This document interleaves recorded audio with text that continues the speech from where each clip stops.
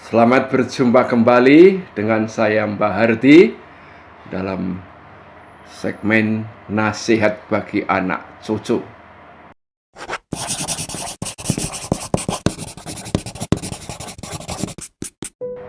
Saudara-saudara, kali ini saya ingin mengajak saudara-saudara semua untuk mengambil hikmat di dalam peristiwa Jumat Agung yang hari ini kita peringati. Jumat Agung, hari peringatan wafatnya Tuhan kita Yesus Kristus. Banyak hal yang bisa direnungkan, banyak segi yang bisa dihidupi.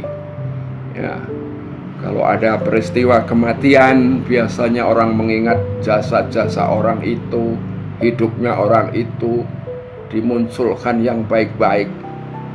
Demikian pula kalau kita mengingat masa lalu, kehidupan Yesus yang banyak diberi gelar.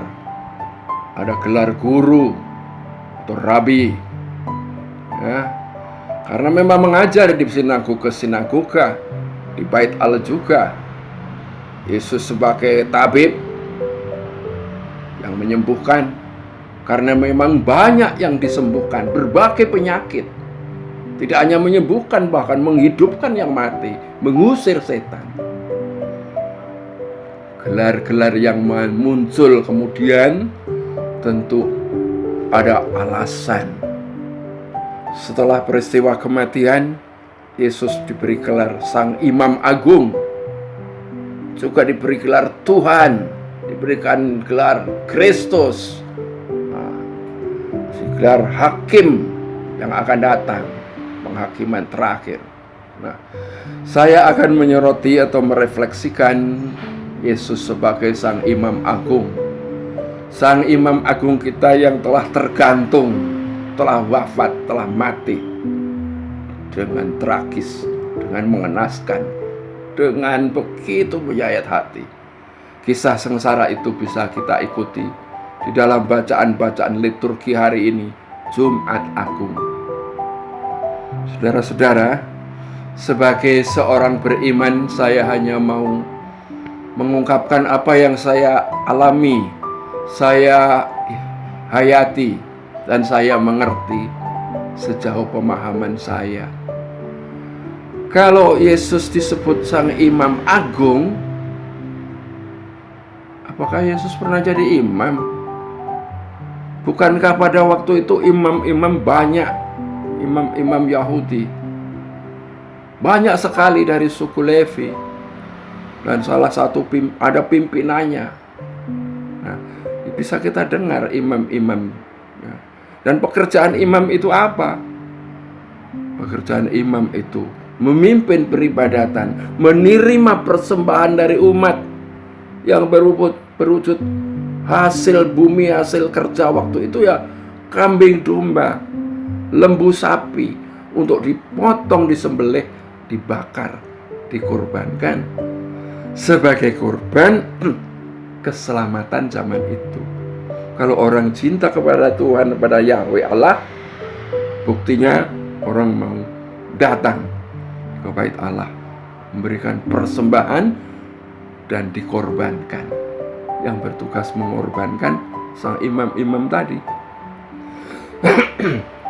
Bapak Ibu, kematian Yesus yang sangat tragis itu mengalami berbagai tuduhan. Saya lihat, dengar dalam bacaan hari ini, secara politis Yesus dituduh bahwa dia mengumpulkan massa, menggerakkan massa, mau membuat, bikin kerajaan, bahkan dirinya sendiri sebagai raja.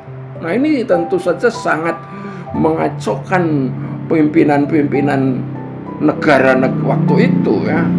Karena Yesus tiba-tiba memang masuk di Yerusalem dengan dieluk-elukan banyak orang, ribuan orang memuja dia, Yesus anak Daud, raja, kata. Nah, ini mengkhawatirkan pimpinan waktu itu. Maka itu dituduhkan hal-hal seperti itu. Nah, tuduhan yang kedua bersifat keagamaannya. memang secara agama Yesus dituduh dia telah menghina, ya, menghina Allah sendiri. Ya. Kalau zaman sekarang apa tuduhan soal agama? Ya, menistakan kalau zaman sekarang, menistakan agama Yahudi. Karena mengapa? Karena dia menyebut anak Allah sebagai anak Allah. Ini sangat mengejutkan dan sangat membuat marah imam-imam kelompok Levi, bahkan kelompok orang Farisi juga. Semua marah. Bapak Ibu, saudara-saudara, kemarahan itu akhirnya bukan hanya itu saja masalahnya. Pernah dituduh juga membuat makar merusak halaman bait Allah. Para pedagang, para penukar uang diusir, diobrak-abrik, dan berjanji mau mendirikan bait Allah. Dalam 3 hari akan didirikan. Nah, itu masa-masa yang sungguh-sungguh disimpan oleh orang-orang yang tidak suka. Dan hari Jumat inilah menjadi bom waktu. Nah, Yesus sudah ditangkap dari Taman Zaitun. Dilaporkan sekarang kepada sang imam agung, Hanas Kayafas, telah menghadapi dia kasusnya. Tidak bisa menyelesaikan karena masih punya pimpinan secara negara, seorang gubernur yang disebut Pontius Pilatus. Bawalah dia ke sana. Nah, sang gubernur, sang Pilatus juga tidak bisa menyelesaikan masalah itu. Didesak oleh masyarakat, oleh semacam demonstran. Wah, berteriak-teriak, pokoknya harus dihukum. Pilatus tidak bisa menemukan kesalahannya. Dia mengaku sebagai raja, tapi kerajaannya tidak berada di dunia ini, tidak terbukti, dan sungguh-sungguh bingung, tidak bisa menyelesaikan masalah. Maka Pilatus cuci tangan dan menyerahkan itu pada masyarakat, pada imam-imam. Akhirnya dijatuhi hukuman, didera, didesak, mau disalibkan menuju Golgota. Dari situlah istilah renungan soal imam dimulai. Kalau imam zaman itu menerima persembahan berupa kambing, domba, dan lain-lain, dan dipotong, dibakar, Yesus sebagai imam agung, karena membawa sendiri kayu berjabang, naik ke bukit Golgota. Dan yang menjadi korban, yang dikorbankan, bukan kambing domba, bukan sapi, tetapi dirinya sendiri, ya, hidupnya sendiri, nyawanya sendiri. Inilah bedanya. Maka Yesus disebut imam agung.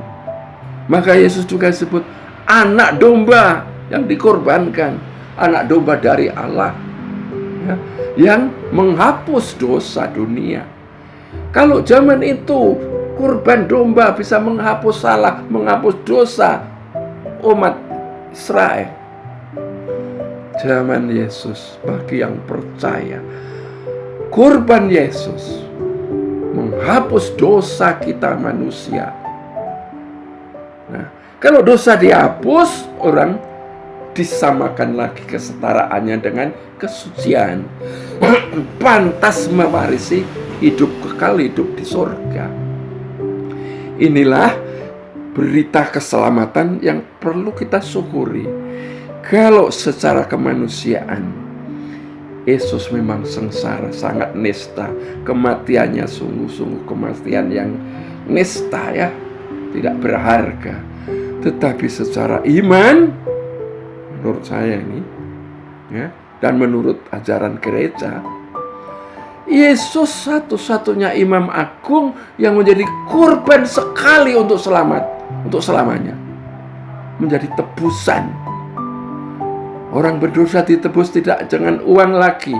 Ingat, zaman itu budak-budak ditebus dengan uang supaya bebas. Nah, kalau orang dosa tidak bisa ditebus dengan uang, ditebus dengan hidup yang dikorban Yesus sendiri. Maka dosa kita ditebus, telah dibeli, telah lunas. Inilah yang menjadi berita gembira sebetulnya. yang perlu disyukuri oleh kita semua. Saudara-saudara, demikian tanggapan atau penghayatan pengetahuan saya sebagai orang beriman. Pantas hari ini kita bersyukur. Jangan berlarut dalam renungan refleksi kesengsaraan, tapi kita mulai bersyukur karena Yesus mengorbankan dirinya, hidupnya, untuk keselamatan dunia, menebus dosa kita, dosa dunia. Itulah jaminannya, berita keselamatannya. Terima kasih. Haleluya. Sampai jumpa di saat yang lain. Amin.